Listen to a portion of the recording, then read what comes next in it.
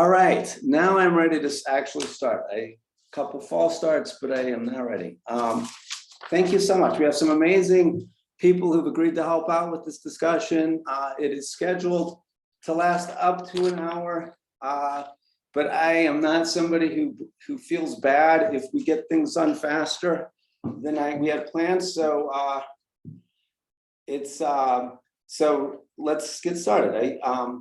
We have this is the second of 3 conversations that the Coalition of Religious Communities is hosting, looking at factors that contribute to families becoming homeless in Utah, families with children.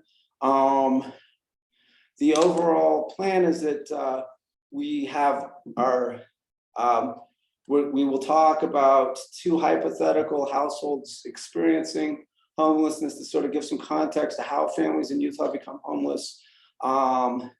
Then we will have Zach Bale from Housing Connect, which is the housing authority for Salt Lake County, come, talk about how common these sorts of problems are in Salt Lake County. And Zach is also one of the chairs of the housing core function group for the Salt Lake Valley Coalition to End Homelessness. And so he was part of a team that helped estimate the types of housing that are needed to end homelessness in Salt Lake County. And so he's going to talk specifically about the family related things. And then we're lucky and grateful to have Wayne Niederhauser, former president of the Utah Senate, and who's currently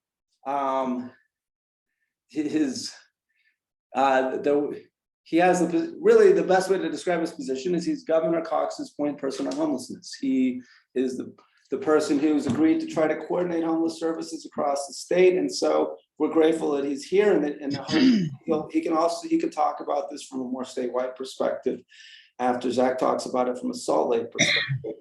But before we get to that, we have a couple of things that we like that we need to do first. The first of those is a congregational spotlight about St. Matthew's Lutheran Church in Taylorsville, and we're grateful that the pastor from that church, Pastor Christina Aguirre Street, who I find a different way to mispronounce your name every time.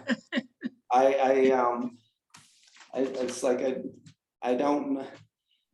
apologize. That's okay. You are not the only one, so don't worry about it. So do you want me to go ahead? Yeah. All right, great. Great, thank you. As Bill said, I'm Pastor Christine Higuera Street at St. Matthew's Lutheran Church, and I've been here in Utah for this is my 7th year here. So it's a congregation that when I got here was struggling, and I helped get it, going back on its feet. And one of the things that they do really, really well, and they found that they really needed to have it in our community, was the little pantry. And so we have a little pantry that we built in 2017. A few people, used it once in a while, and it was no big deal. So the outreach team would check it, every couple of weeks and restock it. And that was great. Well, then the pandemic hit us, and we found that it was nearly impossible to keep it full. It was constantly being emptied out by friends and families that were, in our community. And, so we just kind of formed partnerships with different people, different organizations in the community. I know Pastor Vanetta on occasion has supplied us with some needed stuff. So our team fills it up I think it's every 3 days that they have to refill it and restock it. So that is, one of the things that we do in our community. We also work with the Dream Academy at Christmas time. That's a program for at-risk youth or, children whose parents are either incarcerated or, have just gotten out of prison. And so we host and during the pandemic, we hosted it was a drive-through Christmas party. So they would drive through our parking lot and get pizza, cookie kits, their presents. Santa, of course, was always there.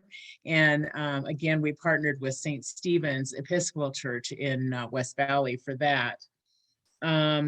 We host an Easter vigil, and people are welcome to come to that. It's kind of an outdoor fun activity where we have a bonfire, we roast marshmallows, and we tell some, some ancient stories from our scriptures, and then usually have a baptism or two, and celebrate the empty tomb. And then let's see, we do an animal blessing in the fall. And this year, we've talked to the Taylorsville Canine Unit, and they're going to try to be there as well. So, we're always looking to partner in the community and find out what's going on here, what the needs are, and stuff. So we're really happy to be here. Oh, and we have a clothing bin that is beneficial to Crossroads. So man, we empty that thing every week. And Bill, how many bags do you think you picked up that one day? I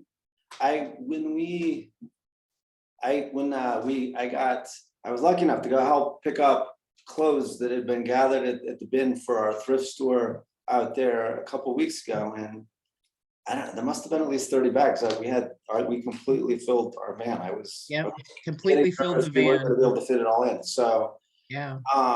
And at our thrift store, we give away 11 items for everyone that we sell. We almost exclusively give clothing away on a referral basis. And so it's huge to have a collection bin for that in Taylorsville. So we're really grateful. And I think actually we have too many people for everybody to introduce themselves at this meeting individually, but I think it's actually really good for congregations to hear about other congregations and the good work that they're doing, because that Coalition of Religious Communities is about bringing people from a lot of different backgrounds together to find things we can work on. And one of our big priorities has been child homelessness for a while.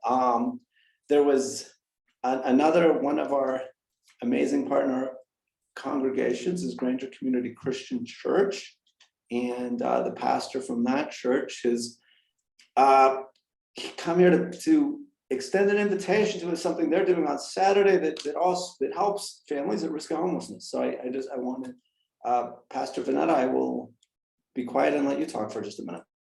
Thank you, Bill. Granger Community Christian Church is located in West Valley City. And we are focused in terms of our ministry outreach on health, hunger, and housing. One of the things that we do every year since 2012 is that we close off our parking lot and we invite the community organizations, people who provide services, to come to our parking lot and set up a table. Is it okay if I share a screen? Is it possible? Let's see. I can make that possible. It'll just take a second. Okay. There, yes, now you can. All right.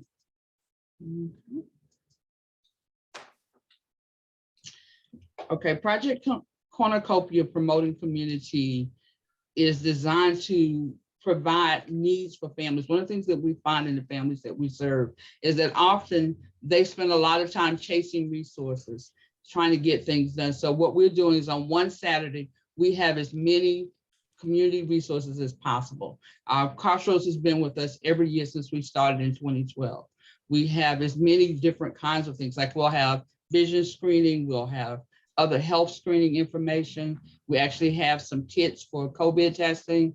We have mental health information. We'll have information for people who need to register to vote. We'll have just the widest variety that we can of information that's available. And what we do is we work in partnership with community groups. We work with other churches, with local wards and stakes, with the West Valley City, just a very big spread. So it's located at Granger, but it's not just us. It's a community outreach project. And part of what we do is that we try to make it so people can get what they need to help their families. And so this is going to be happening this weekend on hold on, so I can get this to go. June 11th, Saturday from 10 to 2. And so there's ways that people can support. First of all, if your organization provides services, then we still have some tables left, and contact me and we'll definitely be able to get you set up. But if you have people in your circle who need this kind of information, who need to know what's available from workforce services or what's available, from other groups, please send them to us. It's all free. It's a giving. All they have to do is come and they can walk through and get all the information that we have. We have insurance information. University of Utah has been a very big partner. So we have lots of things. So if you have people who need help, need resources, invite them to come and join us. If you would like to be a part of our cornucopia, just reach out and we will get in touch with you. And that's as quick as I can do that, Bill. That was really great, and it's a great event. Am I wrong? It corresponds with the weekly food. You have a food pantry that you run out of at Granger Community Christian. Yes, we serve. Our food pantry is designed a little bit different than Christine's. We have it's called a choice pantry, so people come in and they're able to select what food they want to eat. So if they don't eat black beans, they don't walk away with black beans. They walk away with what they need. And we've been able to do that even through the pandemic and do it in a safe way. Our numbers have grown just like Christine's have. We serve roughly 230 families on Saturday and another 160, 170 families on Mondays. And that's in addition to four small churches and one rehab center that we share food with. So on any given month we feed over 7,000 or 8,000 people. And these people are largely working families. These are people with 1, 2, and 3 maybe part-time jobs in their household. So that as prices go up and the cost of housing go up, they need food. We used to be an emergency pantry, but now we are a part of their plan for survival. And so they are the base of the people who will be coming through on Saturday, but we open it up. We try to reach as many as we can. Well, and the reason I brought that up is that you're actually, Project Cornucopia is not just like some do-gooders at a church, like saying, hey, let's do something for the community once a year. You're actually serving families every week. Mm-hmm. And this is your effort to connect the families you're already serving with other services. And so this, right. So once a year saying, okay, well, let's try to make sure people are getting all the help they can. So, because rather than, and so you have a built-in audience for this because you're helping families every single week. You make a great point, because one of the things that happens when you're doing 2 or 3 part-time jobs in a household, there's not a lot of time for taking off to go downtown to get a meeting, to get information for somebody, make appointments and do that. It just doesn't work. It's not practical. So what we do is we put as many as we can in one place at one time and invite you to come out and just go through and get what you need. Yeah. And I still have a couple of tables left. So if you know somebody who has some good stuff to share, basically our main thing is that it must be a sharing and a giving. We don't do for-profit groups. It must be a sharing and a giving. Yeah, it would be too hard to sort out which for-profit groups are like really mission driven. And I mean, that would be that's a smart. One last thing about Project Cornucopia on Saturday. So we're having some staffing and volunteer issues at Crossroads Urban Center. And so right now I'm the only person who's going to be representing Crossroads at this. I could use some help. So if you're on this call and you have some time to volunteer Saturday morning, let me know, because I can use help. And I do buy your lunch. What? For my exhibitors, for the people who come and share the tables, I buy your lunch. So volunteer with me, and Vanetta will buy you lunch. That's thank you. And thank you for organizing this great event and for coming and helping to spread the word about it. It really is it is a service to the community. So now we're going to start the topic, our main topic for this meeting, which is talking about how housing costs contribute to family homelessness. And I think, I mean, this is it's something, it's an interesting thing, because when you look at recent news articles, when you start looking at things through the lens of how does this affect, you know, families with kids who are at the bottom of the income threshold, you see some things differently. So there was an article last week in the Tribune, I think, talking about how now 70% of Utah families can't afford to pay for the median family home.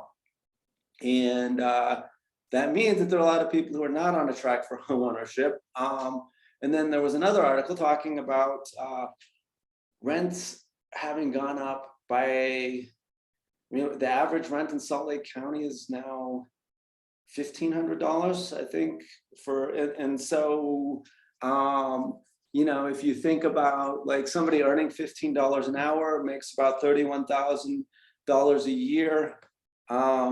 If they're paying $18,000 of that toward rent, they're at risk of becoming homeless, I think. I think when you throw in, I had somebody call here today asking if I could help them figure out what to do, since their rent for their family was just increased from $1,800 to $2,400 a month starting July 1st. There are a lot of families getting those kind of notices, and so I think it's really helpful to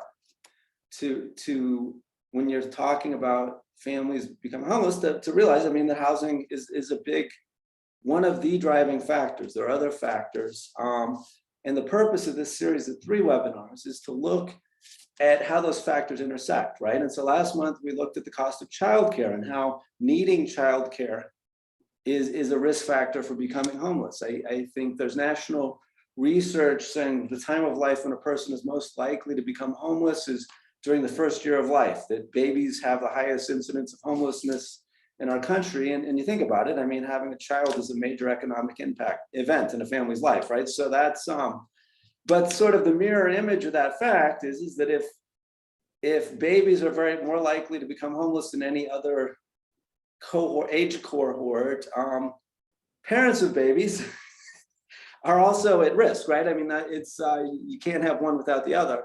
And so I think, so looking at how much childcare costs, looking at how childcare, the availability intersects with entry-level jobs. That was what we talked about last month. There's a recording of it, and if you missed it, that was what we talked about last month. Next month, we're going to talk about disability status and how a condition that might not prevent a childless adult from entering the workforce could be the push a parent with kids in a position where they have a really hard time entering the workforce. So we'll be looking at the intersection of disability status and child homelessness at the third and final of these presentations. But today, we're focusing on housing, and we have some amazing experts with us. And part of the way we've been doing this with these conversations, the way we've been giving some focus to them, so it doesn't just become about a conversation about area median income and how many people are under area, what percentage of area.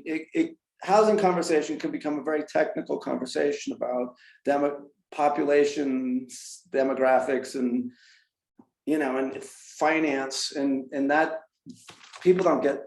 It's hard to stay awake during that for a lot of people. And so we thought, well, let's come up with a couple hypothetical families based on real families to help give some focus to that. And so we have 2 of them.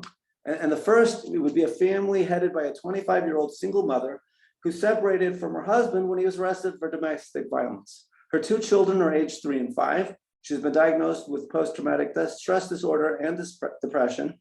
She also has a back condition that makes her unable to lift more than 30 pounds. Her family became homeless after she lost her job because an employer felt she was taking too many days off from work to take care of sick children. That would be the first hypothetical family. The second family is a family headed by a 23-year-old single father with one 2-year-old child. He became homeless for the first time when he was 12, but with his mother. He entered the foster care system when he was 16, but unfortunately left foster care without completing a high school diploma. He learned he was a parent when he was age 21 and managed to make monthly child care payments of $300 while living in an apartment he shared with 2 co-workers from his job in retail. His daughter was placed in his custody after his mother was incarcerated. They became homeless shortly thereafter.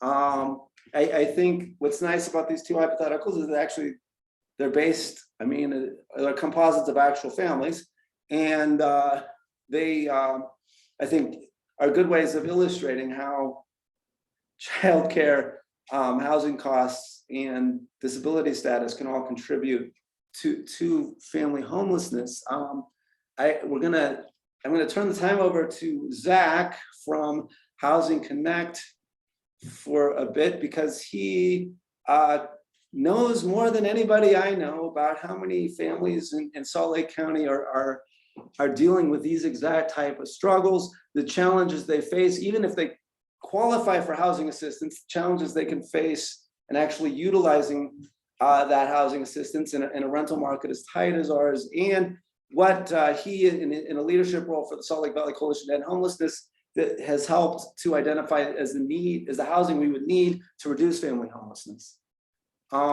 So I'm gonna put myself on mute because I can just talk and talk and talk. And I thank you so much, Zach, for coming and lending your expertise. You're welcome. Thanks so much, Bill. Hopefully I will have a couple boring numbers, but to show a little bit of the need. And always when I look at this, it always feels daunting and maybe as much upsetting as hopeful, but reality is reality. So I'll hopefully give some detail of just what we're seeing. When I read the scenarios and heard you read them back, Bill, it made me think that, gosh, now is a harder time more than ever for individuals and families. And even if one does not have some of the factors that you mentioned in those vignettes, it's still difficult. And that adds on top, right? 2-income household versus 1-income household. But I can think of so many individuals that we're serving and even friends and family that even 2 incomes at this time, it's hard. And so I think the context I would share here is due to the rent increases, the downward pressure is on all of us more. And so what we see in the homeless system is who ultimately fall out or fall into homelessness. And I want to share a little bit about what are kind of the trends. So some of the numbers that we know, and I'll show some of the housing need. Generally in this shelter system in Salt Lake, we have anywhere from 100, we can service about 100 to 200 families, and how that's done is both in shelter, and then there's certainly been money utilized to put up households, families in motels, which is a fairly costly intervention and could be much better spent on housing, but it's what we got at this current time. And one other I was just looking at is the percentage of families that are newly homeless. And I'm curious of how much the economy has changed what we're seeing. And the one thing I noticed is from last year to this year, 2020 and 2021, so the year we just finished, 2 years ago, 45% of families were newly homeless. This last year, it was 57%. So we've seen this increase of more households newly homeless. And I think that's probably one of the indicators of, yeah, the pressures are real and we're noticing the impact. So let me pull up a couple just slides to share here. Can you see that okay? So this is work with the coalition. So the Salt Lake County Valley Coalition to End Homelessness. And a number of providers got together and we did some estimate about I'll jump back to type in a second, but this is an estimate of just the current need. So this was true as of a snapshot 2 years ago. So you can imagine that this is still accurate, if not higher. and specifically wanted to speak to the family part. So if we look at these different types of housing types, I'll mention a little bit. The total unit need here for families is 688. If we add up all these, the 150, 275, 225. That was the current need. And in addition to the current housing that exists. And thereafter, we as a homeless system saw that we probably need another 200 to 300 units in addition. And the way that these were arrived at are most individuals and families self-resolve that land in homelessness, which is great. The one thing we wondered when we did this estimate is, well, that if the economy gets better for all, that might improve. But if the economy doesn't get better for all and continues to be hard, maybe for those who have lowest income, maybe fewer will be able to self-resolve. And Bill, you alluded to that in terms of anyone right now looking for a unit, it's more difficult. Rents are a lot higher. Many rents are above payment standards. So if one does happen to be lucky enough to have a housing subsidy, this is kind of speaking from Housing Connect, we're seeing many households that get issued that, which is in some ways a golden ticket. And then even at that point, can't find a unit to use housing subsidy at. We're seeing that more and more. On top of, does a family have money to pay a deposit, holding fees of a couple $100s, and our largest program, Section 8, doesn't pay for the deposit. So a household has to come up with that. And if I would imagine for most of our households experiencing homelessness, coming up with $50, let alone hundreds of dollars, is difficult.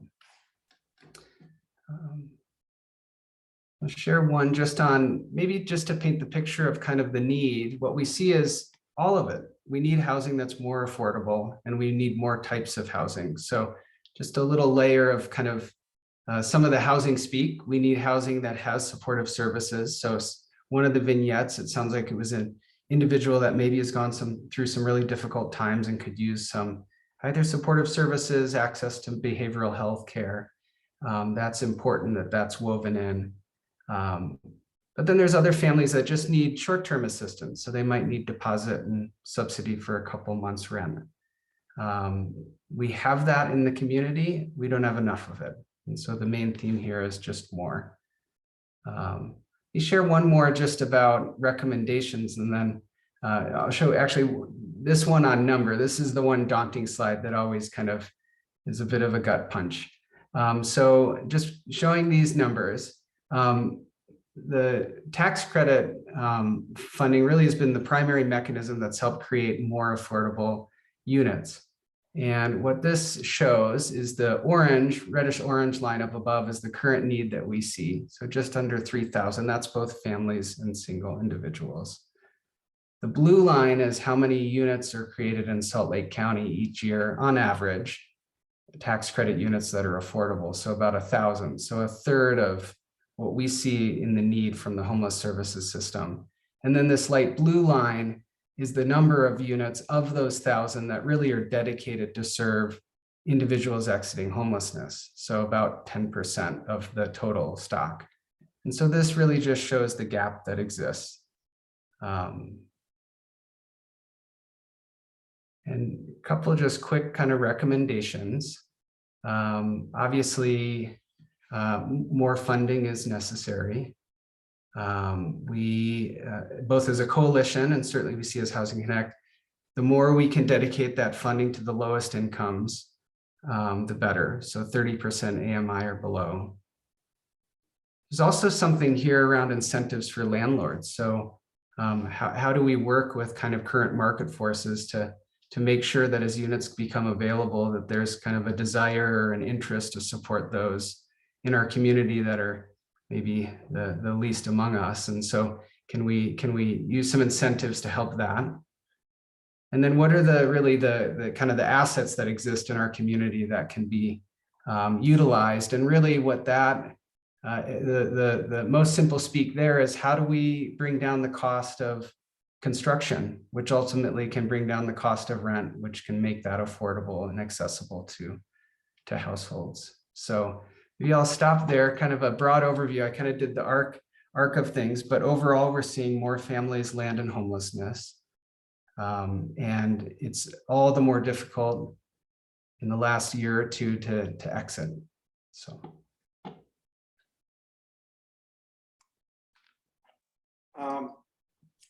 Thank you. I think it's you mentioned that it looked like in one of our hypothetical families that there was there were some disabling conditions and that maybe they would need supportive services.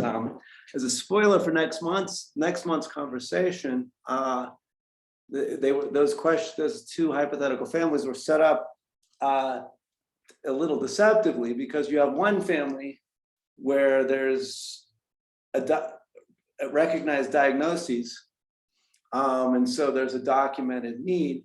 I think my bet would be that in the other household, there's an incredibly high likelihood that there's unmet mental health needs that haven't even been assessed, right? You have somebody who did not complete high school, who's been through incredible trauma. They don't have any diagnoses. Maybe they're just incredibly resilient, but it's also very likely that they just have never met with a therapist, or they've never met with the right one, or they have met with a therapist, but that was as a kid, and that's not in a file that anybody knows about, right? I mean, and so I think, it's important we talk about integrating Medicaid with homeless services, and our state's right now in the process of taking a big step in that direction. But it's important to realize that, it doesn't matter if you expand Medicaid if people don't use the services that they need. If you've got a 23-year-old father who's is in the shelter right now, and the odds that they're going to figure out how to stay out of the shelter with their 2-year-old kid, if they have untreated mental health issues, they are pretty low. So I think, next month, today we're really lucky because we have Governor Spencer Cox is point person on homelessness, the first ever director of the Division of Homeless Services, and very recent president of the Utah Senate, Wayne Niederhauser. And we're really grateful that you took the time to come and talk to us and about these issues from a state level perspective. Thank you for being here. Thank you, Bill. It's great to be invited to speak on housing and the scenarios that you presented. I first of all just want to thank our pastors on the panel today. I don't think we realize the impact that the religious community has on giving relief to those who are experiencing homelessness. And if we didn't have that essential element, how much more difficult it would be for government and our nonprofit community to address homelessness. So thank you very much, both of you, for all your efforts in helping give relief and responding to homelessness. I also want to give a shout out to Zach. Zach is the expert here today. I'm not an expert. I'm a real estate developer, CPA, recovering legislator turned social worker. And it's been a very interesting transition for me over the last year. I've been serving this position since April of 2022. I have learned so much, and I want to thank those who've helped me learn over the last year. I've taken a tour of the state from Logan to St. George, out to Tooele, and homelessness is a statewide issue. And every community has people that end up in homelessness for a spectrum of reasons. Sometimes it's a bad decision. Sometimes it's intergenerational poverty, which like a child really didn't have much say in what happened in their life. It's the scenario, the second scenario that you mentioned, Bill, where somebody was in foster care. You know, his family life had really crumbled, and now he's in foster care, and 25%, I'm told, of the people that age out of foster care end up in homelessness. And you know, there are so many scenarios you brought up too, Bill, but there is a scenario that's different with every family that it's experiencing that's experiencing homelessness. A lot of things happen in life. It's a health incident. It's a loss of job. It's like a car repair, and you can't pay the car repair, or in order to pay it, you just spent your rent money on that, and now you face eviction or a loss of your home through foreclosure. You know, these are the scenarios that we face today, and we're facing it more because of the cost of housing. It has gone through the roof, and so our office, the Office of Homeless Services, now created by the House Bill 347 in the 2021 legislative session, we're laser focused on creating a strategy, a statewide strategy to address these scenarios. And it's really hard to talk about specifics. And so I'm just going to talk about more of a policy level, having a more policy level discussion. Zach is definitely the expert. He's been working in this in this area for many, many years.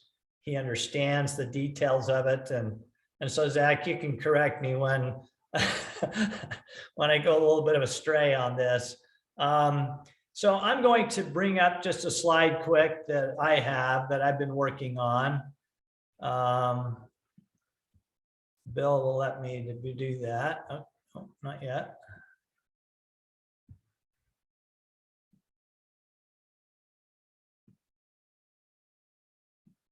Okay, right here. So I see this is according to Wayne Niederhauser over the last year. And it's been an intense course for me, okay? But not only have I reached out to providers, to the stakeholders that serve the population that is experiencing homelessness, I've spent time with the people that are experiencing the homeless, that are out there on our streets and in our shelter. Every Friday night, I spend time with a group that we've befriended, my wife and I, and we hear people's stories, and it helps inform me what are the problems. I knew right off the bat that housing was going to be a very important part of the discussion addressing homelessness statewide. I knew it, I could sense it, I could see it. I come from a real estate background, development. I understand this area very well. And the difficulty in housing is, you know, it's about supply and demand. It's about the amount of money that's out there. And we're kind of in unprecedented times. I think we've faced it maybe once or twice in the last maybe 100 years where we see, you know, such huge job growth and wage increases for certain parts of our society, not all. People get left behind, and these folks are folks that are vulnerable to you know, becoming homeless. So I see this as two buckets.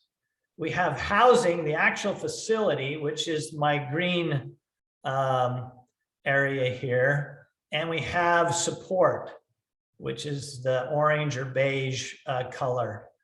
Those two things go together. If you take away support, housing doesn't work. If you take away the housing, try to provide the support, that doesn't work. People need to be in a stable and secure, safe housing situation to begin to deal with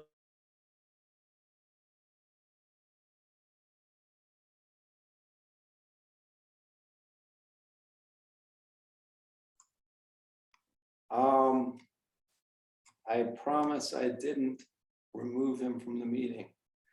But we lost our presenter. Hopefully he'll come back.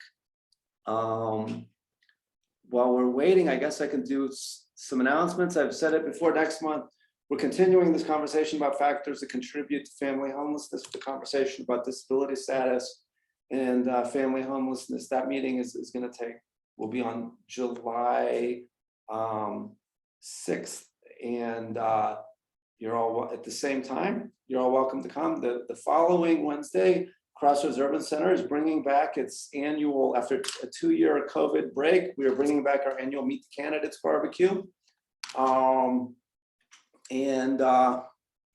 That is going to happen. We invite candidates running for office in Salt Lake County to come to Liberty Park. We also invite our staff and we invite our clients, volunteers, supporters, community partners to come, and it's a free barbecue. We invite candidates, and people can talk to candidates about issues like the ones we're talking about today. And so that will be on July 13th at 6 at Liberty Park. You're all invited to that. I should tell you, I mean, Mr. Niederhauser is on vacation. He's actually, I think, at Bear Lake or something right now. And so if we, I was just making excuses for you, saying that you might not have the best internet connection where you're at, and so you might not be coming back. But no, I'm back. So I thought I had started out with 100% on my computer, but it just died. So I'm on my iPad now. So, but you saw my slide, and I'll just reemphasize that, you know, there are families especially that have more of an acute homeless situation. And with a little bit of help, they can get back into housing and flourishing once again in their life. But there are challenges with people that have faced homelessness, especially if they've faced it for many years. There can be some addiction issues, some dysfunctional issues, mental health issues. And so it is so essential that we know exactly what the situation is for every individual and every family, so that we can place them in a housing situation where they have the best chance, again, to flourish. And many times this means support. And without that support, they're not able to maintain that housing, even with a voucher. They may end up being evicted and so forth. This is what I'm seeing constantly out there. And so it informs me that the housing issue has to be addressed, not only with the housing, the facility, but also with the supportive services. Now, housing though, and I think Zach can back me up on this, is we have an amazing way to build a lot of this housing through LIHTC. That's low-income housing tax credits. And that'll pay for a lot of these buildings that we need, this housing that we need. But one thing that you need to have to be able to even begin to make a project work is a rent flow. So that's vouchers or somebody that can actually pay the rent. But that's part of the problem right now, is these folks aren't able to pay the rent and they need a voucher. But vouchers are limited. And so I think we bump up against this ceiling all the time, where a lot of people are left out because there's not a voucher for them. And so I see this as a gap in our system right now. And I want to address this with the legislature and possibly getting some ongoing funding for, I wouldn't call them vouchers, but I would call them housing opportunity grants. But they would function like we know the vouchers function today. And that would then enable us and developers and nonprofits to be able to provide housing, because there's an income flow to make that housing work. It has to make economic sense. It has to function economically. You have to pay the bills, the repair, the lights, the natural gas for the heating and so forth. And so all those bills have to be paid with housing, and rent flow pays for that. And if you have a debt stack on that housing, you got an interest payment, an interest and principal payment.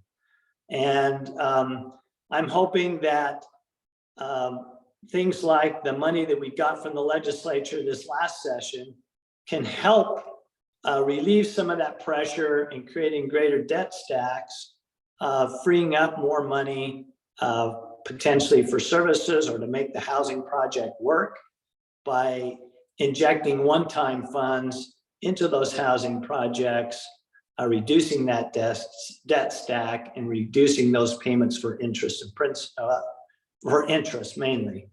So this is our office. We know that this is a big problem out there, and it's a problem I want to begin to address this summer and be prepared to go back to the legislature to try to convince them that we need some ongoing money for housing opportunity grants. You mentioned childcare, Bill.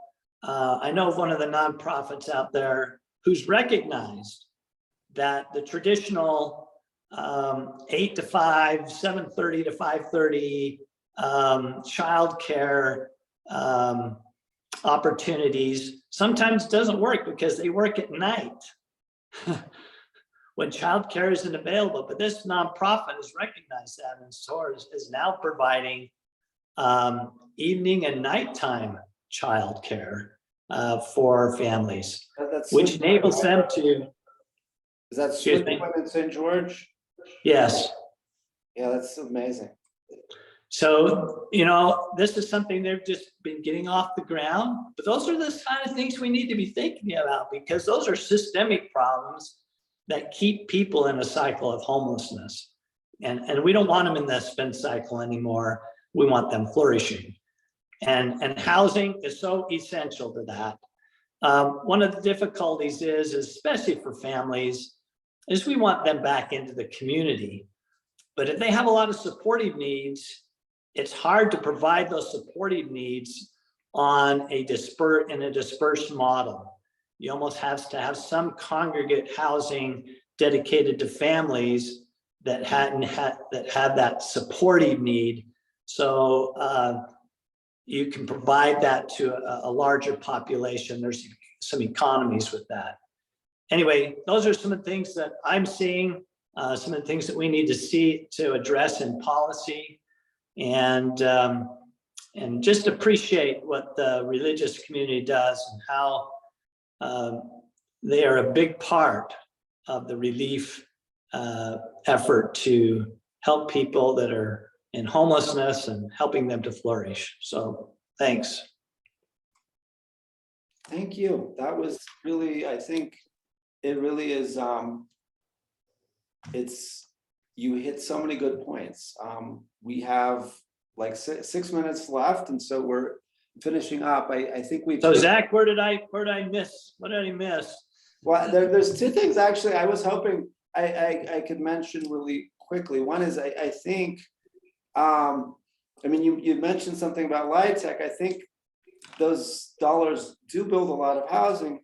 One of the things that points I wanted to make in this particular panel is that without getting too much into finance, but because those LIHTC dollars are sort of fixed, there's a tendency to want to stretch them by building smaller units, because you can, if you know, you can make more money renting out 3 studios or 4 micro units than you can make by renting 1 3-bedroom apartment, right? I mean, but and so, I mean, one of the things that we think might be worth looking at is there a need for additional incentives of some sort to make it so that developers who are willing to do affordable housing build more family-sized units? I think, because I think that's something, and a member of the Salt Lake City Council reminded me yesterday that they, with the city's redevelopment agency funds,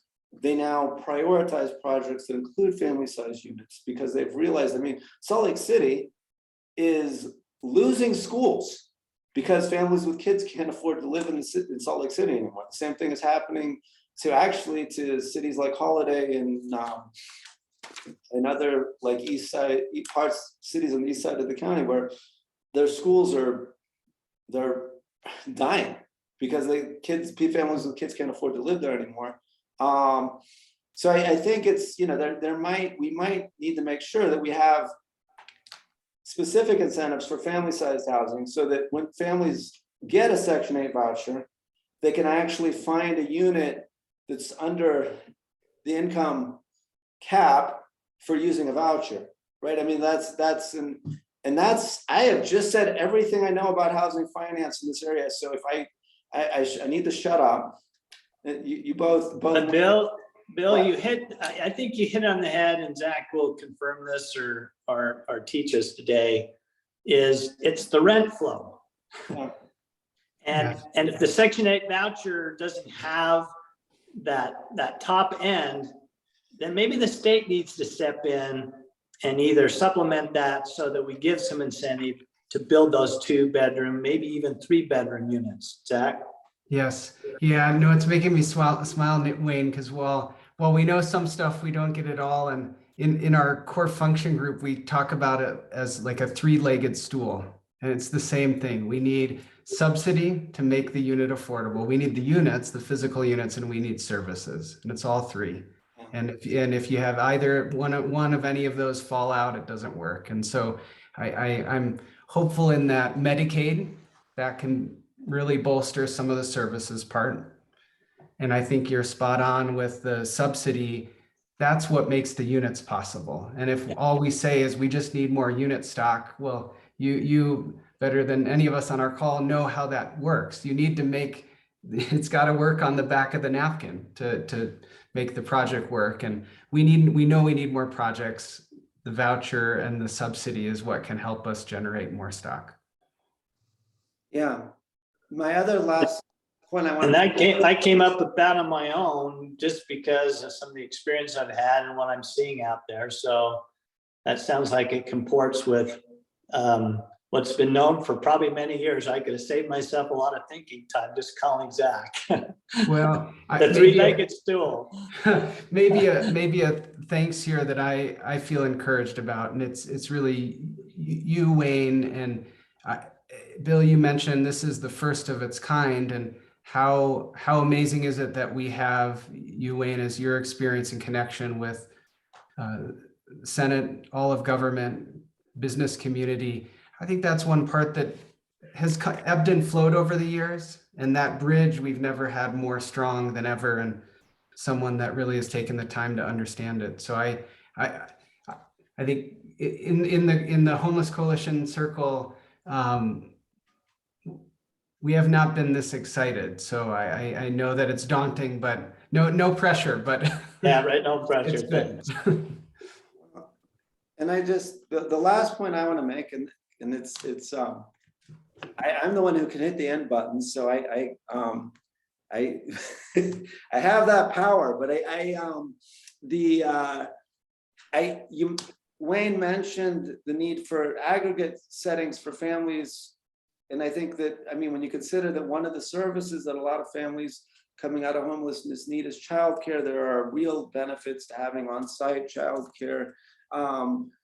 for families coming out of homelessness. But I think we at Crossroads for a few years now, with a few different projects, have been talking about family supportive housing and what it looks like. And that's part of the conversation that we're having next month on July 6th. Because I think when you talk about disabling conditions for parents, I mean, we've identified that for people with serious mental illness who've been homeless for a year or more, that they need permanent supportive housing. They need that stability if they're going to make progress in any other way. I think with families, particularly with childcare age children, like they don't necessarily need permanent housing, but they do need housing that's permanent as long as they have a 3-year-old, a 4-year-old, a 5-year-old. And I think, so talking about like family supportive housing, I think it's, and recognizing that the profile of families, of individuals that need that type of support and the package of supports they need is going to be different for the people in our 2 hypothetical families than it will be for the typical permanent supportive housing facility. And I think that's and disability status is different for a parent who can't work when she has a 3-year-old but maybe could work full-time when her child is 8, right? I mean, it's a different thing. And I think, it will be easier to convince policymakers to invest in this kind of thing if we collectively are able to tell that story a little better than we have in the past. Because it's really, I mean, these hypothetical families, they're in a, like, these 2 parents are actually heroes. Like, they have every reason to try to not be parents, and they're doing their best. And they have strengths, and we need to help support them with the strengths they have, and help them to figure out. I mean, because if they can figure it out, their kids have a better chance of figuring things out, and we as a society are better off. And I think, I mean, that's where I want to end. Come back for the conversation, the last of these conversations on July 6th. Does anybody else have a closing word? Does anybody else want to be before we end this?